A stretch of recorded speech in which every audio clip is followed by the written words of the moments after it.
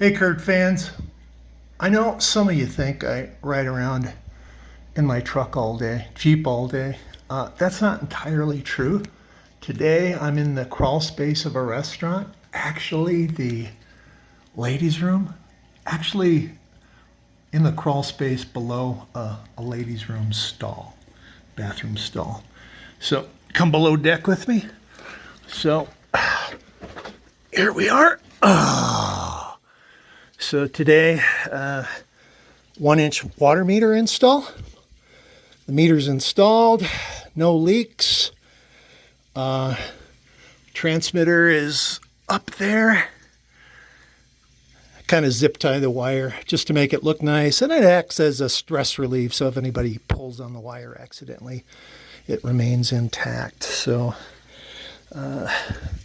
there's the old meter. New ones are quite a bit smaller than the older ones. So my work here is about done. And that's okay, because I think my time in this crawl space has ran out. So, see, I do have my moments. So, over and out.